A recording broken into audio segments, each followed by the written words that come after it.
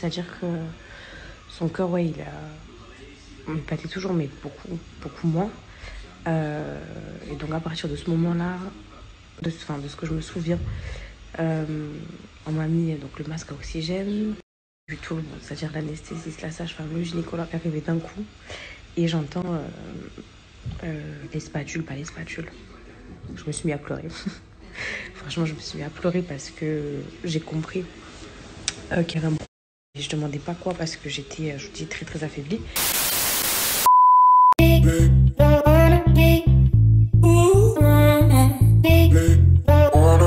Salut à toutes et à tous, j'espère que vous allez tous très bien et que vous êtes en train de passer une excellente journée.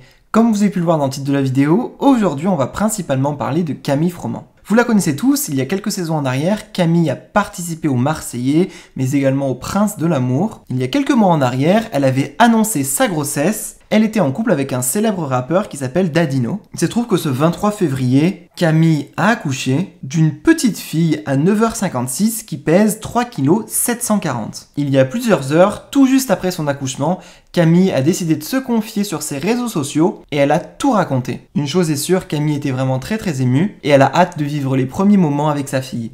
Je vous laisse sans plus attendre avec toutes ces explications et n'hésitez surtout pas à réagir en commentaire.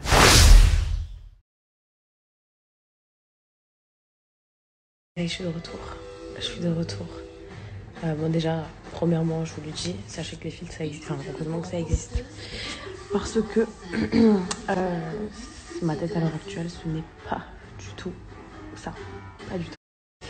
Bref, on s'en fout complètement. Je voulais d'abord commencer par vous remercier à tous. Même ceux à qui j'ai vu le message et à qui j'ai pas répondu parce que j'en ai eu des milliers. Mais vraiment, j'abuse pas, des milliers.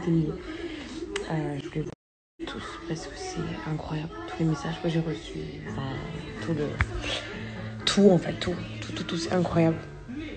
Donc merci beaucoup. Voilà, une petite... J'ai pas les mots, c'est incroyable. Du coup, j'en profitais pour vous raconter un peu comment ça s'est passé. Fausse alerte, bref. Et d'ailleurs, ça m'a fait rire un peu parce que sur ma story à 5h du matin, genre, je faisais la main sur lui, la péri, c'est magique, blablabla. Ce qui est vrai, hein, je vous ai pas menti. Sauf que 1 heure après, je sentais des contractions dans ma fesse droite, mais que dans ma fesse droite. Mais vraiment, des vraies contractions, c'était incroyable. Etc. Donc il me semble que vers 5-6 heures, j'étais à 6-7 cm, dilatée à 6-7 cm. Bref. Donc voilà, je ressentais tout dans ma fesse droite. Bref, du coup, l'équipe médicale qui était là, les sages-femmes, l'anesthésiste, etc. D'ailleurs, ils ont vraiment été au top, mais incroyable. Bref, à chaque fois, essayer de me surdoser la péri, de faire pour que ça passait pas. Donc je vous parle de ça a duré une bonne grosse heure, c'est pas plus, hein, j'avais plus trop la notion du temps. Mais peu importe, à un moment donné, je sais comment donner un produit dans la perf. Et à partir de là, ça... Mais j'étais dans les vapes, mais vraiment. Mais c'était la fatigue et tout. Enfin, moi, je pensais que c'était ça, mais en fait, ce qui s'est passé, c'est que comme j'ai eu de la fièvre, à un moment donné, le bébé a eu de la fièvre, ce qui l'a affaibli. Du coup, à un moment donné, si j'ai bien compris, elle s'est remontée, alors que j'étais ouverte à 10, elle s'est remontée et elle a un peu changé de position. Et c'est ce qui l'a affaibli. C'est-à-dire que son cœur, à un moment donné, il battait beaucoup.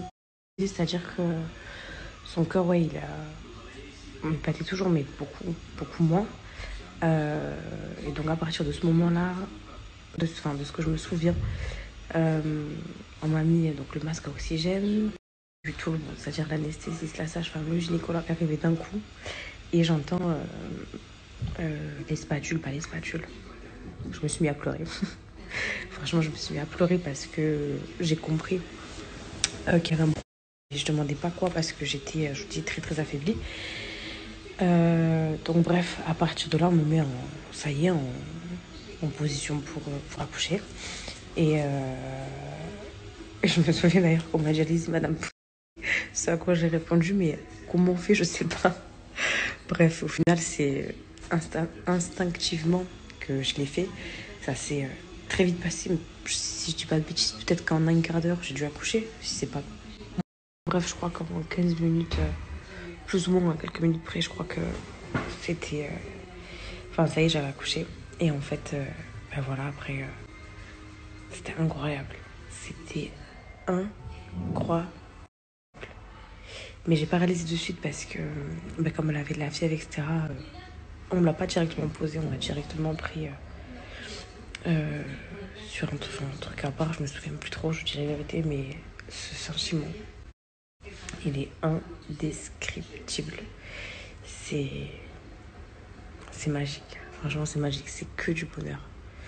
C'est beaucoup de fatigue, mais franchement, ça vaut grave la peine. C'est waouh. Waouh, waouh, waouh. Et quand j'ai entendu crier pour la première fois, c'était... Ouais, c'était ouf. Franchement, c'est... J'arrive même pas à réaliser encore. Je vous dis la vérité, c'est... Voilà, c'est un truc de ouf. Vraiment, vraiment. Je vais vous dire quelque chose. Je vous avais parlé de l'épisiotomie. Vous vous rappelez quand j'étais chez Julie? Et je sais pas si je vous l'ai dit, mais en tout cas, si je l'ai pas dit, je le dis. Et puis si je l'ai dit, c'est pas grave. Donc, j'ai pas eu de déchirure, ni externe ni interne. Juste, j'ai eu l'épisiotomie puisque il y avait des spatules. Donc, puis comme elle avait été remontée, il fallait forcément aller un petit peu la chercher. Alors, en soi, je vous dis la vérité, à part le fait que ça soit gênant, cet endroit-là, c'est gênant, quoi. C'est embêtant, ça fait un petit peu mal. Mais vraiment, c'est que des petits picotements, c'est pas du tout insupportable. Ça vient du tout une épisiotomie. Franchement, je vous dis la vérité, j'en ai tellement entendu des vertes, des pas mûres. J'appréhendais à mort. Je voulais tout sauf ça, tout sauf être déchirée. Mais franchement, c'est rien par rapport à tout ce que j'ai entendu. Et je n'ai que 4 points. Donc, du côté droit externe, heureusement.